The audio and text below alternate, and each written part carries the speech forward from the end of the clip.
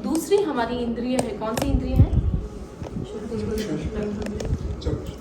चक्षुरेंद्रिय। सबके पास कितनी आंख है?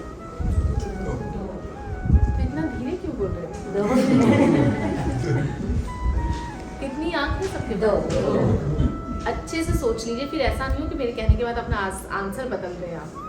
चश्मे को भी लगाना है क्या? फिर 4 है। फिजिकली हमारी 2 आंखें हैं, टेक्निकली देखा जाए हमारे पास चश्मे को मिला के 4 आंखें, और स्पिरिचुअली देखा जाए तो हमारे पास एक तीसरी आंख है जो हमारे भीतर अंदर है, जिसे खोलना किस किस ने खोल लिया है इसे? नहीं खोला है, बट खोला जा सकता है इसे। इट्स नॉट डिफिकल्ट, क्योंकि ये हमारी खुद की, ये पड़ोसी की आंख नहीं है, ये हमारी खुद की है, तो हम इसे खोल सकते हैं। बस थोड़ा टाइम और एनर्जी इस पे इन्वेस्ट करना पड़ेगा, प्रॉपर प्रोसीजर समझ लें तो इससे भी बहुत जल्दी, जैसे लोगों को बड़ा क्रेज रहता है कि इंट्यूशन हमारा जागृत हो, तो इंट्यूशन जागृत हो सकता है, बस थोड़ा सा उस पर अगर आप प्रॉपर प्रोसीजर से चले तो कई लोगों को इंट्यूशन जो ये चक्रा से दर्शन केंद्र जागृत हो जाता है। तो हमारी जो ये आँख है इसका विषय क्या है? रूप। कहते हैं कुछ लोग ऐसे होते हैं जिनको सिर्फ जिनसे काम है वो उन्हीं से बात करते हैं, तो कुछ लोग ऐसे होते हैं जिनको सबसे काम रहता है। हमारी जो ये आँख है ना, ये आँख इसी प्रकार की, इसको सबसे काम है। इसको अगर रजनी जी से काम है ना, तो केवल रजनी जी तक ये ध्यान नहीं देगी, ये सब जगह देखेगी, क्योंकि इसका नेचर है। ये केवल रजनी जी को नहीं देख सकती, ये आसपास को वो सारा चीज़ उसके अपने आप आएगा ही आएगा। इसीलिए वो जब कहते हैं ना 1 सेकेंड में हमारी सेंसेस जो होती है ना, वो कितने बिट्स कलेक्ट करती है, तो सबसे ज़्यादा कौन कलेक्ट करती है? हमारी आँखें सबसे ज़्यादा, बिकॉज उसका ये नेचर है, वो सबसे ज़्यादा कलेक्ट करेगी। तो जितना ज़्यादा कलेक्ट करेगी तो अंदर स्टोर भी बहुत ज़्यादा होता है, देखी हुई चीज़ें व्यक्ति भूल नहीं पाता, तो इसके बहुत सारे संस्कार हमारे अंदर भरे हुए रहते हैं।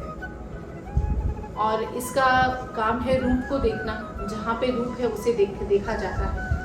पुद्गल जो जिसको हम मटीरियल थिंग्स कहते हैं, जिसके अंदर स्पर्श रस गंध वर्ण रहते हैं, उसको ये देखती है और उसको देखती है, फिर उसके बाद देखने तक कोई प्रॉब्लम ही नहीं है। भगवान महावीर ने कहा सेंसेस को आप प्रॉपर यूज़ करो, there is no problem in it. But problem कब आती है? जब सेंसेस के साथ हम उससे जो हम चीज़ें कलेक्ट कर रहे हैं उसके साथ जब हम अटैचमेंट और एवर्जन को ऐड कर देते हैं, तब प्रॉब्लम हो जाती है। हमने रूप को देखा, हमें कोई बहुत चीज़ पसंद आई, इट्स वेरी गुड, हम उस ब्यूटी को एडमायर करते हैं, बट उसके बाद जब हम उसके साथ बहुत ज़्यादा अटैच्ड हो जाते हैं कि वाह वाह वाह वही हमें चाहिए, तब हमें प्रॉब्लम हो जाती है। तो रूप तक आपने ग्रहण किया वो कोई प्रॉब्लम नहीं है, बट उसके बाद जब उसके प्रति अटैचमेंट हो जाता है तो प्रॉब्लम होती है। इसीलिए चक्षुरेंद्रिय निग्रह के लिए प्रयोग आता है, त्राटक का प्रयोग आता है। कोई है जिनको ब्यूटी बहुत ज़्यादा पसंद है? सबको पसंद है, पर एडमायर करते से अप्रिशिएट करते, अप्रिशिएट करने के बाद वो कितने समय तक हमारे माइंड में रहती है? अलग अलग इसलिए ज़्यादा समय तक एस्थेटिक सेंस। Yes, aesthetics. तो वेरी गुड, बहुत अच्छा आंसर दिया। मैं समझती भाई डॉक्टर साहब काफ़ी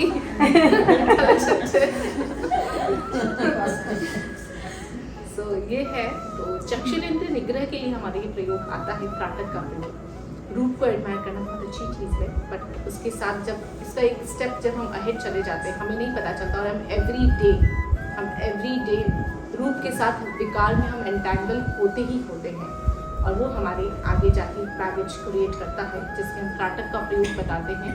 और त्राटक में जिनकी 4 आँखें हैं, जिनके चश्मा है, उनके लिए भी बहुत उपयोगी रहता है। त्राटक में आपको एक ही पॉइंट पे बहुत लॉन्ग टाइम आपको देखना रहता है, और जैसे जैसे आपका कैपेसिटी डेवलप होता रहता है, तो वैसे वैसे आपका आइज़ का जो कैपेसिटी रोशनी है वो तो बढ़ता ही बढ़ता है, उसके साथ साथ में आपका कंट्रोलिंग सेंस बढ़ जाता है। आप देख के भी आप अपने मन को बहुत कंट्रोल रख सकते हैं, तो वो सेंस डेवलप हो जाता है त्राटक से।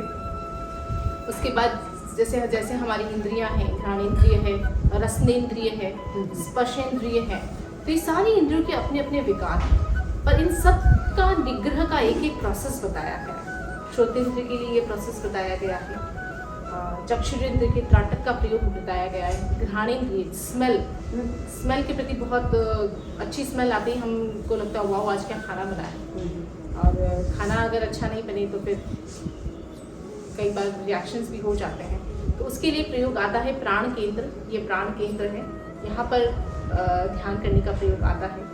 रसनेंद्रिय, जिनकी वाणी, जिनको ऐसा लगता है कि मैं बहुत ज़्यादा पोलाइट नहीं बोल पाते और मतलब अनइंटेंशनली ही उनके मुंह से हार्श वर्ड्स निकलते या हर्टिंग वर्ड्स निकलते हैं, उनको स्पेशली इसका प्रयोग करना चाहिए, जिसको कहते हैं हम ब्रह्म केंद्र। हमारे जिह्वा का अग्रभाग जो है वहाँ पर वाइब्रेशंस फील करना, तो वहाँ पे जब व्यक्ति वाइब्रेशंस फील करता है दैट इज कॉल्ड ब्रह्म केंद्र। इस पे अगर व्यक्ति प्रोसेस करे तो जिनको वाणी जिनकी सॉफ्ट नहीं है, उनकी वाणी सॉफ्ट होने लग जाती है, वो बहुत पोलाइटली अपने आप नेचुरली उनके पोलाइट वर्ड्स निकलेंगे, उनकी जो कम्युनिकेशन स्किल होगी वो बहुत कन्विंसिंग होती है लोगों के लिए। तो ये तब हो पाता है जो जिनका नेचुरली है तो इट्स वेरी गुड, जिनका नहीं है वो उसका प्रयोग कर सकते हैं ब्रह्म केंद्र पर। और जो लास्ट जो हमारी स्पर्श इंद्रिय आती है उसका हम कहते हैं कायोत्सर्ग का प्रयोग। आजकल एस्ट्रल प्रोजेक्शन, जैसे मैंने कल भी बताया था, एस्ट्रल प्रोजेक्शन का बहुत एक लोगों में चला है कि मेडिटेशन का जैसा अब युग आ रहा है, लोगों का अट्रैक्शन बढ़ा है, तो व्यक्ति करते करते ध्यान में ऐसा लीन होता है कि उसे अपनी बॉडी के प्रति अटैचमेंट कम हो जाता है, वो बॉडी से निकल जाता है सोल, और वो अपनी सोल निकल के अपनी बॉडी को देख सकती है। हमने अभी एक रिसेंटली अभी हमें बुक वहाँ पे ही उन्होंने दी थी एस्ट्रल प्रोजेक्शन की बुक कि समी जी ये जो प्रयोग करने वाले the people are not change.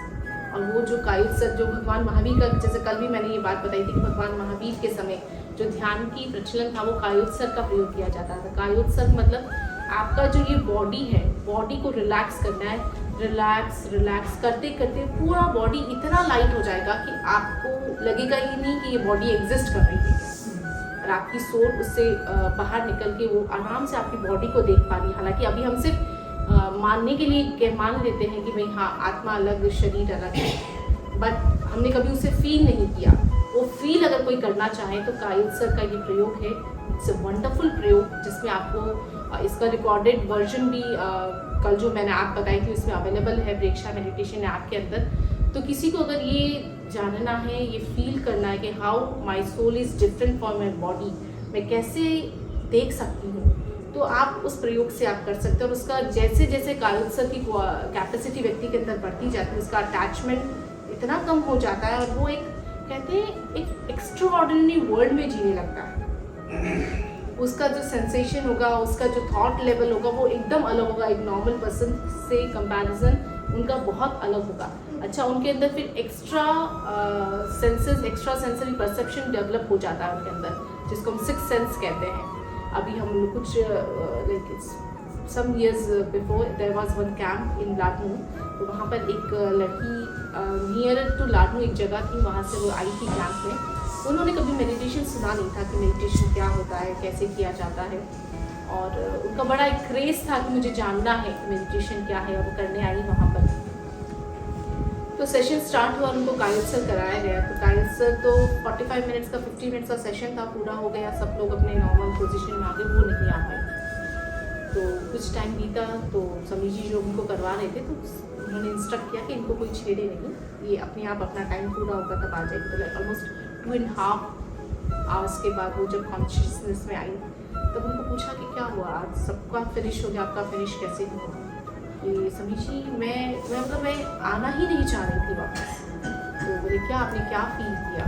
तो बोले कि मैंने पहली बार फील किया कि मैं अपनी बॉडी को देख पा रही हूँ, मैं अपनी खुद की इनर आइज से अपनी बॉडी को देख पा रही हूँ। और मैं पूरा ये कैंपस में विजिट करके आई हूँ, वहाँ पे कैंपस में वहाँ पे माता मुनिश्री का ऐसा था, वहाँ पे ऐसा हो रहा था, वहाँ ऐसा हो रहा था। तो हमने कहा कि हो सकता है कई बार विजुअल कोई चीज़ें उनको दिखी हो, तो हमने उसी वक्त हाथों हाथ चीज़ों को टैली किया कि ये जो कह रही है वो कितना ट्रुथ है। तो उन्होंने जो जो चीज़ें बताई कि वहाँ पे मुनिश्री के वहाँ पे ऐसा हो रहा था, यूनिवर्सिटी के बाहर वहाँ पे वो खड़े थे, वो ऐसी बात कर रहे थे। तो हमने जब टैली किया तो हमें लगा दैट वाज कम्प्लीटली करेक्ट, ऐसा कैसे हो सकता है। तब समझ में आया कि वो लड़की इतना डीप चली गई मेडिटेशन में कि वो कायोत्सर्ग के अंदर एस्ट्रल, जिसको हम भेद विज्ञान कहते हैं, वहाँ चली गई, जिसमें भेद विज्ञान में व्यक्ति अपनी आत्मा भिन्न, शरीर भिन्न, इस चीज़ की अनुभूति करने लग जाता है। तो ये हम सब करते हैं। It's not a miracle, it's not a nothing extra ordinary thing. ये व्यक्ति जब प्रयोग करता है तो धीरे धीरे इस और अपने आप बढ़ जाता है। हमारे पास जो ये सेंसेस, 5 सेंसेस हमें जो मिली है, उसकी कैपेसिटी का तो हम बहुत कम यूज़ कर पा रहे हैं। हम बहुत ही कम अपनी सेंसेस का यूज़ कर पा रहे हैं, बिकॉज उसकी जो एक्स्ट्रा ऑर्डिनरी कैपेसिटी है उसका तो हम यूज़ ही नहीं कर पा रहे, क्योंकि हमारा सारा जो कनेक्शन है वो एक्सटर्नल वर्ल्ड की ओर है। हम इंटरनल वर्ल्ड में इतना ध्यान नहीं दे पाते और इसकी वजह से हम वो फील नहीं कर पाते। इसीलिए आचार्य महाप्रज्ञ जी कई बार कहते थे कि जिन व्यक्तियों को इच्छा है कि हम भीतर के जगत की यात्रा करें, उनके लिए सबसे बड़ा आलंबन बनता है श्वास। हम जो ये ब्रीथ लेते हैं 24 आवर्स, जो हमारा आ रहा है सांस, सबको आ रहा है? आ रहा है। नहीं, किसी ने कहा नहीं तो मुझे डाउट हुआ करके। सबको आ रहा है? 24 आवर्स आ रहा है। तो हमें क्या करना है? ये जो सांस आ रहा है इसे सिर्फ देखना है। You have not to do, आपको कुछ उसको निकाल के कुछ करना नहीं है। सांस जो आ रहा है, जैसे हम सांस लेते, जैसे हम 2 मिनट का प्रयोग करते हैं, सब बैठेंगे स्ट्रेट।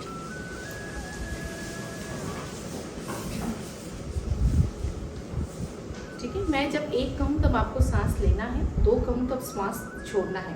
पूरा ध्यान केवल श्वास पे रहेगा और कोई चीज इधर उधर नहीं सोचना है। ठीक है, प्रयोग शुरू करेंगे। 1, श्वास करें। 2, धीरे धीरे लेना है, धीरे धीरे छोड़ना है। 1,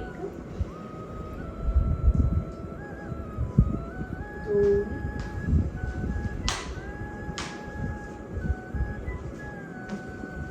1,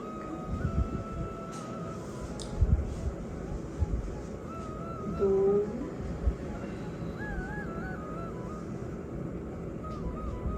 1,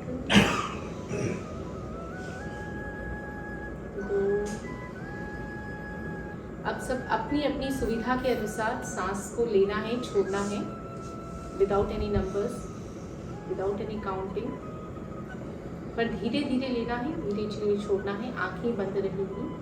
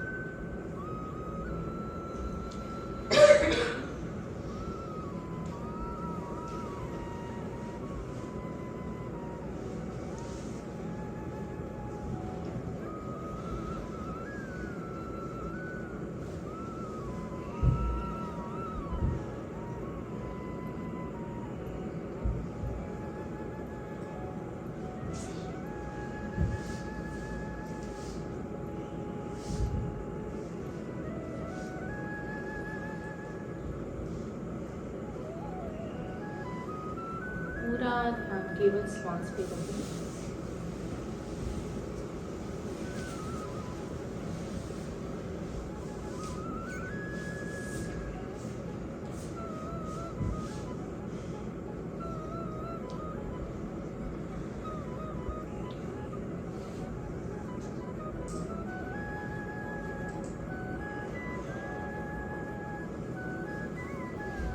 प्रयोग संपन्न। ओम हरि। कैसा लगा? कि this is for just 2 to 3 minutes। कैसा लगा? अच्छा लगा? लाइट, ये चीज़ें हमें बहुत लाइट कर देती हैं और ये चीज़ें हमारे अंदर, जिसको हम कहते हैं लिविंग प्रेजेंट की क्वालिटी को डेवलप कर देती है। ये छोटे छोटे प्रयोग है, हमारे यहाँ पे प्रयोगों का भंडार है। व्यक्ति को सिर्फ समय होना चाहिए। अगर आपको नेटफ्लिक्स से टाइम मिले और अपने लिए निकाल सके तो आपको बहुत फ़ायदा हो सकता है। 5 मिनट का श्वास परीक्षा का प्रयोग आपकी, कहते हैं ना, हमारी अंदर क्वालिटी तो सब कुछ है हमारे अंदर, हम उसे डेवलप नहीं कर पा रहे। रिवील नहीं कर पा रहे, develop in the sense manifest नहीं कर पा रहे हैं, क्योंकि कोई हमें बाहर से कुछ चीज़ नहीं इनटेक करनी है, हमारे अंदर ऑलरेडी है, बस उसे हमें मैनिफेस्ट करना है। और वो कब होगा, हमें एफर्ट तो डालना पड़ेगा, बिना एफर्ट कोई चीज़ हमें नहीं मिलेगी। तो एफर्ट डालेंगे तो वो आपको वो चीज़ ज़रूर मिलेगी। तो श्वास प्रेक्षा का ये छोटा सा प्रयोग भी हमारी लाइफ में बहुत अच्छा रिजल्ट लेकर आ सकता है। तो बहुत सारे छोटे छोटे प्रयोग, किसी को कलर मेडिटेशन में इंटरेस्ट हो तो वो कलर मेडिटेशन के अकॉर्डिंग कर सकते हैं, किसी को चक्रास में इंटरेस्ट हो तो चक्रास के अकॉर्डिंग प्रयोग कर सकते हैं। तो प्रयोग तो बहुत सारे, बस व्यक्ति को रुचि होनी चाहिए। तो ये 5 इंद्रिय निग्रह जिसको हम कहते हैं, वैसे 5 इंद्रिय के 23 विषय होते हैं और उसके 240 विकार टोटल करके ये तत्व ज्ञान में हम जब पढ़ते हैं तब आता है।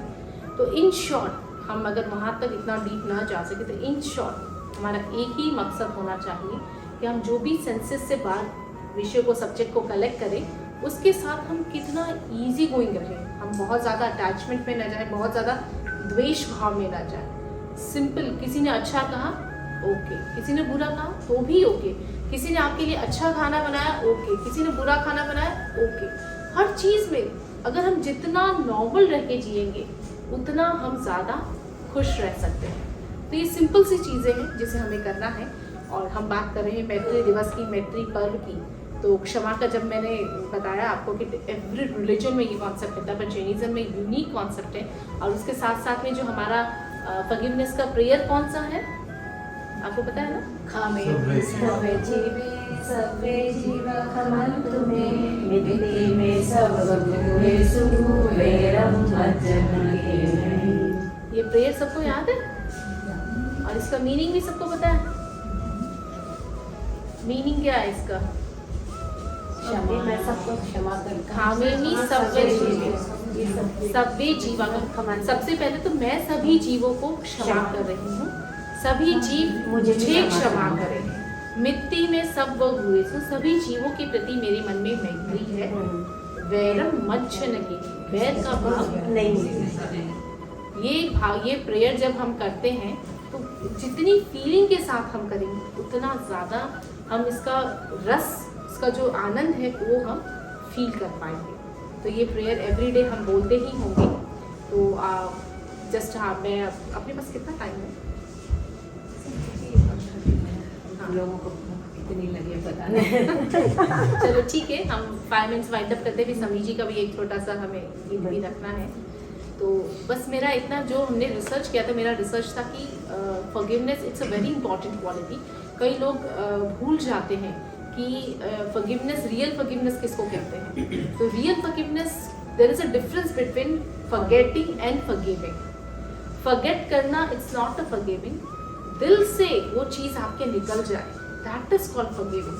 वो इंसान कभी भी आपके सामने आए तो आपके मन में उसके प्रति कोई बुरे भाव अगर नहीं आ रहे, इट मीन्स आपने फॉरगिव किया है। और अगर आ रहे हैं, इसका मतलब सिर्फ आपने फॉरगेट किया है, फॉरगिव नहीं किया है। तो ये चीज़ है जिसे हम एकदम ध्यान रखें। तो ये इतनी इंपॉर्टेंट क्वालिटी है फॉरगिव करने की। तो जब हमें ये लगा कि it's a very good quality, तो इसे हम डेवलप कैसे करें? बिकॉज आजकल जब जो इमोशनल प्रॉब्लम्स की जब प्रॉब्लम्स होती है, जब डॉक्टर उनको सजेस्ट करते हैं कि ट्राई टू प्रैक्टिस फॉरगिवनेस, ये उनको प्रिस्क्रिप्शन में मेंशन किया जाता है कि ट्राई टू फॉरगिव जो आपके आसपास रह रहे हैं। तब हमें लगा कि ये तो इतनी इंपॉर्टेंट क्वालिटी है, तो इसे कैसे डेवलप किया जा सकता है। तब फिर हमने प्रेक्षा मेडिटेशन का एक मॉड्यूल बनाया था और उस मॉड्यूल के सहारे 30 मिनट्स का प्रैक्टिस था। 4 मंथ्स तक हमने स्टडी किया था। 4 मंथ्स तक हमने 2 ग्रुप लिए, जिसमें एक ग्रुप को हमने कोई मेडिटेशन नहीं करवाया, दूसरे ग्रुप को हमने मेडिटेशन करवाया, जिसमें हमने कंटेम्पलेशन, मैत्री की अनुप्रेक्षा का प्रयोग लिया था। उसके साथ में रिलैक्सेशन, डीप ब्रीदिंग भी था। और वो गर्ल्स को हमने 4 मंथ्स तक, हमने पहले 0 मंथ पे उनका रीडिंग लिया, देन 2 मंथ्स के बाद उनका रीडिंग लिया, देन 4 मंथ्स के बाद रीडिंग लिया, देन 6 मंथ्स के साथ उनका हमने फॉलोअप लिया। फिर उनका जो बॉडी के जो नॉर्मल टेस्ट होते थे वो भी हमने रिकॉर्डिंग साथ में ली। तब हमें लगा कि हाँ, प्रेक्षा मेडिटेशन के इस मॉड्यूल से, कंटेम्पलेशन से व्यक्ति फॉरगिवनेस की क्वालिटी को अपने अंदर डेवलप कर सकता है। तो that was a very wonderful experience जो रहा था। और कई बार क्वेश्चंस उठे थे कि भाई forgiveness it's a very good quality, तो व्यक्ति क्यों नहीं कर पाता? तो क्यों नहीं कर पाता, उसका रीज़न है कि हम एफर्ट नहीं डालते, हम रीथिंक नहीं करते, हम आत्मचिंतन नहीं कर पाते, जिसकी वजह से हम उस स्टेज तक नहीं पहुंच पाते। तो आत्मचिंतन अगर आप एवरीडे करेंगे कि अगर हमें किसी के लिए कोई वैर भाव नहीं रखना है, हमारे अंदर सभी, हमारे भीतर सभी के प्रति एक सद्भावना की भाव हो, चाहे वो जैन है, नॉन जैन है, कोई भी हो, जिसके प्रति भी अगर आपके घर में आसपास आपकी इवन कंपनी में कोई काम करने वाला है जिसके साथ आपका इतना टफ कंपटीशन है, उसके लिए भी अगर आपके मन में आता है तो ट्राई टू थिंक कि मुझे ये भावना नहीं लानी है। जितना आपका आत्मचिंतन का क्वालिटी बढ़ेगा उतना ही आपके अंदर फॉरगिवनेस की क्वालिटी बढ़ेगी। जितना फॉरगिवनेस की क्वालिटी बढ़ेगी you will enjoy your life. तो हम अपनी लाइफ को बहुत अच्छा एंजॉय करें, ये जस्ट मैं प्रे करती हूँ आप सभी के लिए। ये पर्यूषण का पर्व है, हम आप सभी के लिए यही विश करते हैं कि आपका स्पिरिचुअल जो ग्रोथ है वो एवरी डे बाय डे बढ़ता जाए, क्योंकि हम जो इस मनुष्य जन्म में आए, इट्स अ वेरी इंपॉर्टेंट पर्व। तो बहुत मुश्किलों से मिला है। कल हमने इसकी चर्चा की थी कि मनुष्य जन्म कितना दुर्लभ क्यों है। तो हमें इतना दुर्लभ मनुष्य जन्म मिला है, तो हम इसकी सार्थकता कैसे कर सकते हैं? तब कर सकते हैं कि जब हम अपने आत्मगुणों का विकास करें। और आत्मगुणों का विकास करने के लिए हमें थोड़ा बहुत भी एफर्ट अगर हम डाल देते हैं तो हमारी मुक्ति निश्चित है। आज सुबह सुभाष जी के साथ चर्चा चल रही थी, तो उन्होंने एक वो जो नवतत्व का एक ग्रंथ लाया और उन्होंने कहा कि समी जी इसमें ऐसा लिखा, मुझे एक चीज़ अच्छी लगी उसमें लिखा है कि अगर कोई इंसान अभी हम कौन से आरे में जी रहे हैं? 5वें आरे में। कि अगर कोई इंसान इस 5वें आरे में मतलब शुद्ध भावना रखता है, शुद्ध दान देता है और थोड़ी भी अगर उसके अंदर श्रद्धा का भाव है तो वो छठे आरे में नहीं पैदा होता। मतलब थोड़ा भी एफर्ट आपको छठे आरे से बचा सकता है, थोड़ा भी एफर्ट आपका ग्रोथ बहुत अच्छा कर सकता है, आपका डेवलपमेंट अच्छा कर सकता है। तो बस हमें एफर्ट डालना है, बाकी सारी चीज़ें आपको अपनी आप मिलती रहेगी। तो that was all about this Paryushan पर्व एंड मैत्री दिवस या 10 लक्षण पर। Yes sure. सो आपने वर्ड यूज किया जो forgiveness and forgetting. Yes. Problem ये है कि फॉरगिव तो करते हैं, अब हाँ कितनी इंटेंसिटी से करते हैं, कितनी शुद्ध भाव से करते हैं, that's a good be questionable. तो फॉरगेट तो नहीं होता है, तो वो फॉरगिवनेस है ही नहीं। अगर फॉरगेट नहीं हुआ तो वो फॉरगिवनेस है ही नहीं, वो हमारा मन का है कि हमने फॉरगिव कर दिया, वो फॉरगिव होगी।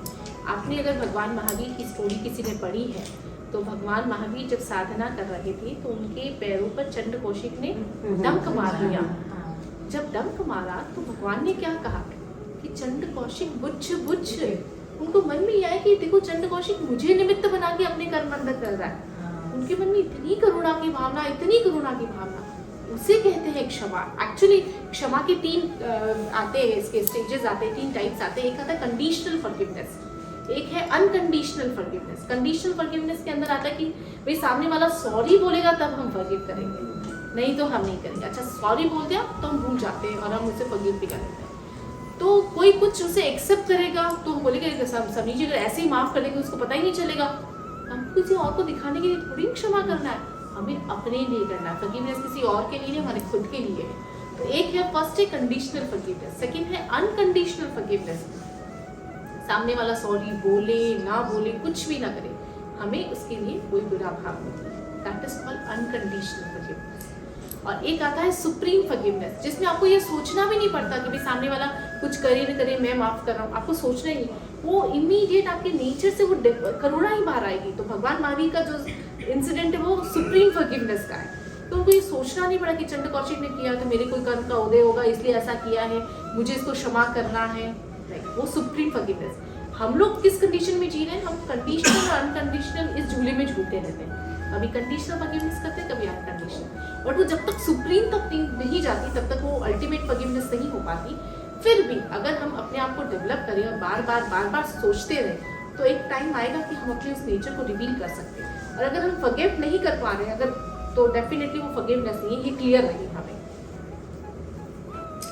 समीर जी आपने कहा कि अगर कोई अब श्रद्धा रखेगा या करेगा तो छठे आरे में नहीं जाएगा, तो वो कहाँ जाएगा?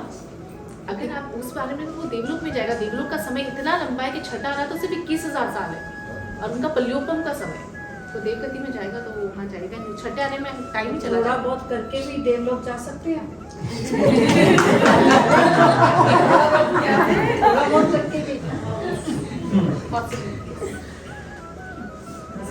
अगर हम लोगों ने फॉरगिव अब किया, ये है कि थोड़ा बहुत का डेफिनेशन पता होना आप चाहिए। समझ महाविद्यालय भी तो जा सकते हैं, वहाँ आरोप का चक्कर नहीं है। पर डायरेक्ट महाविद्यालय नहीं लेके आपने यहाँ से देवगति से महाविद्यालय। महाविद्यालय में हर कोई नहीं जा सकता है, इसके तीर्थंकर का होगा उधर नहीं, कोई वहाँ में आम इंसान भी रहते हैं हमारी जैसे। रहते हैं ना। यहीं पे पहले ठीक से रह लो, बाहर अच्छे कर्म करो, देव लोग से वीजा मिलेगा अपने आप। अगर हम लोगों ने फॉरगिव किया, फॉरगेट किया, लेकिन वो आदमी ने फिर से वो हमारे अंदर वही भावना और करते ही रहे, और हम लोग फॉरगिव करते रहे, लेकिन we are making the same time cycle बार बार चलो। और वो आदमी करते ही रहे, तो हम लोग क्या करें उससे? क्योंकि ऐसे मेरे पिताजी के साथ हुआ है, उन्होंने फॉरगिव किया, बाद में पार्टनरशिप की, लेकिन वो फिर वार हो गए Yes. और फिर चीट हो गए, फिर अभी तो आगे बढ़ गई। तो मैंने बोला कि आपने फॉरगिव किया, लेकिन वो आदमी ने फिर से ये कर दिया। यस, इसमें एक बहुत कई बार क्या होता है ना, हम समझ नहीं पाते रियल इसका मीनिंग। अभी हम लोग वहाँ पे जब मेरे ने एक क्वेश्चन किया कि सभी जी बोले मेरी फ्रेंड है, मेरी फ्रेंड के साथ उनका हस्बैंड बहुत मिसबिहेव करते हैं, और वो इतना मतलब इतने सालों से सहन करके रह रही है उनके साथ। तो बोले क्या करना चाहिए, लाइक सहन कर रही तो वो फॉरगिव कर रही है। मैंने कहा बिल्कुल भी नहीं, सहन करना कभी भी फॉरगिवनेस नहीं होता। फॉरगिवनेस का एक छोटा सा बहुत मतलब क्या थिन लाइन है। आप सहन करने के बाद अगर आप प्रसन्न हैं तब तो फॉरगिवनेस है, अगर आप दुखी हो रहे तो वो फॉरगिवनेस नहीं है। अब इन्होंने क्वेश्चन किया, हाँ सफरिंग यस वो सफरिंग है, वो फॉरगिवनेस नहीं है। अब इन्होंने क्वेश्चन किया कितनी बार करें, अगर सामने वाले ने किया वापस हम कैसे ट्रस्ट करें।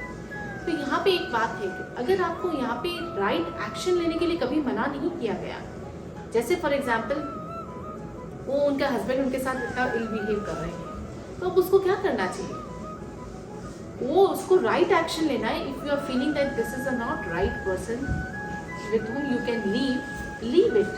जो भी आपको राइट पर्सन या उससे आपको क्या आप सेपरेट हो या जो भी आपको लगे, तो सेपरेट होना that's not an problem. But उसके प्रति अगर मन में हम हर दिन द्वेष भाव लेकर चलते हैं तो उसका मतलब हम गलत कर रहे हैं। तो you can take a right action after forgiving also, you can take right action. आपको पता चल जाए वो इंसान सही नहीं, आपने फॉरगिव के लिए अपने मन में उसके प्रति कोई बुरे बात सोचा, भाई मेरे कोई कर्म होते आए थे, मेरे साथ धोखा होना था, हो गया, वो काम सलट गया। अब उसके बाद आप उसके प्रति कोई द्वेष वाली, पर ये जरूरी नहीं कि आप उसके साथ वापस नेक्स्ट बिजनेस करें।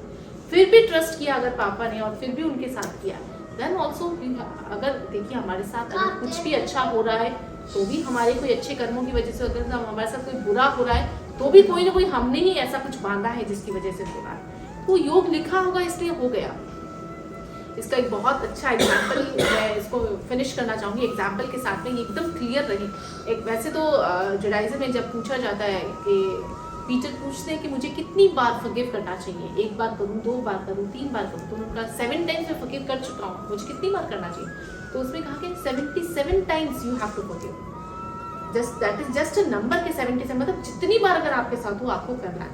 भगवान महावीर के साथ संगम देव ने जब उनको कष्ट दिया था, वो रात्रि में जो उन्होंने 20 मारणांतिक कष्ट दिए, तो उन्होंने हर चीज को फॉरगिव किया। अगर वो द्वेष भाव लेके चलते या वो मन में लेके चलते तब तो उनका मोक्ष हो ही नहीं सकता था। तो जितनी बार हो उतनी बार हमें करना है, पर ये इसका मतलब ये नहीं कि आप हर बार गलत action low, that doesn't mean. एक बार यही ऐसा हुआ, एक लड़की थी, शी वाज 18 years old, और उनका मतलब उनके आसपास वो स्कूल से आ रही थी, उसको किडनैप कर लिया गया। किडनैप कर लिया तो उनके पेरेंट्स से उन्होंने कुछ अमाउंट मांगा कि you have to pay this, then only we will give your daughter. But उनके पेरेंट्स की फाइनेंशियल कंडीशन अच्छी नहीं थी और वो नहीं दे पाए वो अमाउंट। तो उन लोगों ने उनका उस लड़की का रेप किया और उसकी नेक्स्ट डे उसके घर के बाहर उसे छोड़ दिया, गिरा दिया। She was suffering so badly. Parents समझा के थक गए कि अब जो हो चुका वो हो चुका, तुम मत इसे याद करो, हमारा योग लिखा था, तुम्हारा कोई योग था, ऐसा हो गया है। तो एक स्पिरिचुअल गुरु के पास गई, तो उनको बताया, उसने सारी प्रॉब्लम बताई कि मैं ये चीज़ जो मेरे साथ हुआ मैं उसे नहीं भूल पा रही हूँ, मैं क्या करूँ, मैं नहीं समझ पा रही हूँ कि मैं एक नॉर्मल ज़िंदगी कैसे जीऊँ। तब उनको एक इतनी अच्छी बात बताई, उन्होंने कहा कि जिन लोगों ने आपको पेन दिया उन्होंने आपको एक बार पेन दिया, बट आप उससे हर दिन रिकॉल करके, रिमाइंड करके every day you are giving pain to yourself. जिन लोगों ने आपको पेन दिया उन्होंने सिर्फ आपको एक बार दिया, बट आप खुद याद कर करके हर दिन अपने आप को पेन दे रहे। तो वो पेन को भुलाना जो हो चुका उसे नहीं मिटा सकते, बट जो आप एवरीडे खुद को पेन दे रही है उससे मिटाना। जब तक व्यक्ति ऐसे टफ, इट्स इजी है कहना, इजी है but it's not easy mentally उसे एक्सेप्ट करने के लिए भी उतनी ताकत चाहिए, इतना बड़ा दिल चाहिए कि उस चीज़ों को एक्सेप्ट करके व्यक्ति आगे चले। तो वो दिल जिगर कब हो सकता है जब व्यक्ति उसके लिए आत्मचिंतन करता है। तो इसीलिए कहा गया कि आपको फॉरगिव तो every time you have to do, but you can take a right action. और अगर हमारा किसी के साथ ऐसी कोई वैर भावना है, उससे आप दिल से याद करके उसे सामने इमेजिन करके फॉरगिव करें, बिकॉज वो कोई हमारे बैगेज को बढ़ाने वाला ही अगर हम उसे फॉरगिव नहीं कर पा रहे। अगर आप फॉरगिव नहीं कर पा रहे तो every day you are giving pain to yourself. वो पेन हमें अपने आप को नहीं दे रहा है, हमें तो इतने हम भाग्यशाली हैं कि हमें ये जन्म मिला है, ये जेल कुल मिला है। इतना सब मिलने के बाद भगवान महावीर की इतनी अच्छी टीचिंग्स हमारे पास है, अगर हम उसे भी अगर फॉलो नहीं कर पाए तो सोचिए सब कुछ मिलने के बाद भी we are spoiling our life with our own hands. तो ये हमें नहीं करना है, हमें ये लाइफ को बहुत अच्छा जीना है। इतनी अच्छी अच्छी प्रैक्टिसेस है, उसे प्रैक्टिसेस हमें करनी है so that we can leave this life very happily, very peaceful. Sami ji को बुला लें। हाँ, समी जी को बुला लीजिए।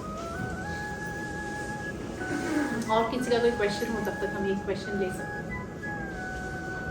एक है, not on forgiveness but it's just that Mahavir भगवान एक है और हमारे जैन में श्वेतांबर, दिगंबर, देरावासी, स्थानकवासी इतने सारे अलग है। Yes. तो ये कैसे बना और हम एक क्यों नहीं हो सकते, क्योंकि हम सब उनके ही।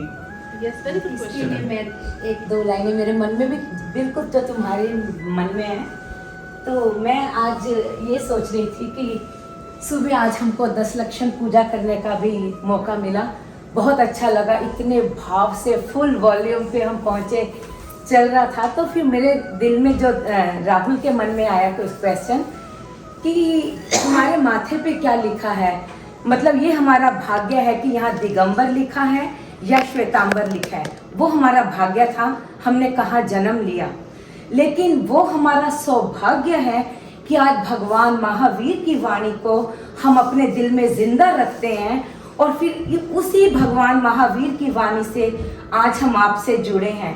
और वो सब सुबह का देख के दृश्य है और आज ये देखकर तो मुझे लगा कि हम सब लोग बहुत ही सौभाग्यवत हैं, मतलब भाग्य से ऊपर हम लोग सुपर लोग हैं जो भगवान महावीर की वाणी की वजह से सब मिलकर बैठे हैं। तो मुझे लगता है कि समझी जी तब कोई आचार्य श्री मतलब भगवान महावीर के दूत में कोई भी आचार्य श्री हो और आप लोगों को हमारे पास भेजते हैं तो उससे एक न्यूट्रल जैन समाज की एक क्या बोलना चाहिए कि एक स्थापना होती है और हम भूल जाते हैं एक दूसरे को देखकर। जब हम जय जिनेंद्र बोलते हैं तो हमें लगता भी नहीं कि सामने वाला कौन है। ओ मेरे को एक आशीष भाई कहाँ है? ओ ये देखो समझी जी, आशीष भाई, हम लोग आपस में पता नहीं कितने सालों से एक दूसरे को जानते हैं। ये एक रियल एग्जाम्पल है। और उधर से आशीष भाई के फादर बैठे हैं, उनको तो आप आई थिंक मेरे से ज़्यादा आप उनको जानते हो। तो हमें तो इतने सालों से एक दूसरे का पता ही नहीं कि हम कौन है और वो कौन है। हमें तो शायद में भी 1-2 सालों में पता लगा होगा, नहीं तो हमें पता था कि हम सब जैन हैं। तो या आई एम इम्प्रेस्ड कि राहुल के मन में भी ऐसी बातें चल रही हैं। इसको मैं एक बार क्लैरिफाई करती हूँ। एक्चुअली जो कॉन्सेप्ट है, जो प्रिंसिपल्स है, उसमें कोई डिफरेंस नहीं है। चाहे जितने भी फैक्ट्स बन गए, वो उनके जो लिविंग तरीका जो है उसके अंदर कुछ ओपिनियन डिफरेंस की वजह से ये डिफरेंट फैक्ट्स बने। बट आइडियली अगर आप कॉन्सेप्ट को लेके, चाहे आप 5 महाव्रत को लेके बात करें, चाहे आप अनेकांत की बात करें, नए की बात करें, कॉन्सेप्चुअली सभी एक ही माने, क्योंकि ग्रंथ एक माने जाते हैं। तो ग्रंथ में जो कॉन्सेप्ट्स है वो सभी जगह एक माने जाते हैं। बस जीने के तरीका, लिविंग के तरीके में कुछ ओपिनियन डिफरेंस की वजह से ये हो गया, दैट्स इट। बट उसका मतलब ये बिल्कुल ही, और अभी तो अब तो हर जगह ऐसा होता है कि the people are doing same, like Jain का कोई भी अगर फेस्टिवल आता है तो सब मिलके मिलके मनाए, इतना मिलके अच्छा करते हैं, लगता सब है। जगह ऐसा Yeah. और ये होना भी ऐसा चाहिए। सरनेम्स किसी के कैसे भी हो, वी आर उसके ऊपर हम ह्यूमन बीइंग हैं, और हम तो यहाँ पे सब लोग भले ही कोई भी सेक्स से हो, but we in the end we all are Jain. तो हमारा जो यूनिटी है वो बना रहे और कॉन्सेप्चुअली हमारा ग्रोथ होता रहे। और एक दूसरे से सीखते हैं, समझिए इंटरेस्टिंग चीजें सीखते हैं एक दूसरे से। राइट। या हमें भी अच्छा लगा आज वहाँ पे गए हम सेंटर पे, तो वहाँ पे अच्छी तरीके से बहुत भक्ति भावना के साथ सब लोग जो पूजा और सब कर रहे थे, बहुत अच्छा लगा देख के।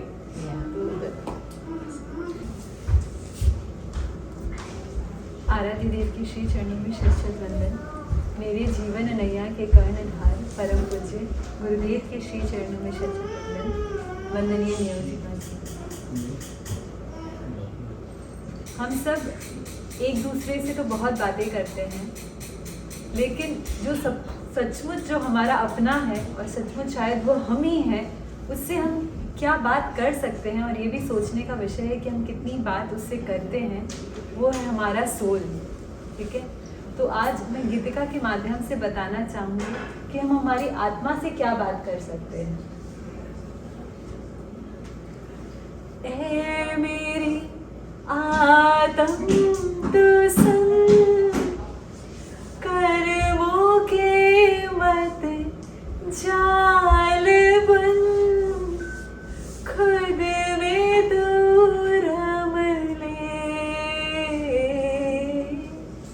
खुद में तू रम ले।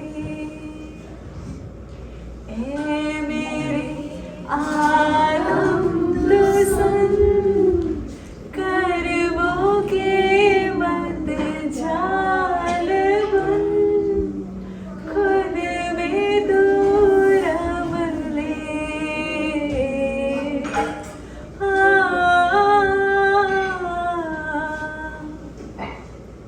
ये जो दुनिया देखती है वो तेरी अपनी नहीं, जितने प्यारे हैं ये पत्थर उनमें मेरा कुछ नहीं। छोड़ इस जंजाल को, व्यर्थ ना कर काल को, जप ले अपनी धुन, खुद में दूर रम ले। देह प्यारी कुछ क्षणों की मित्र बन कर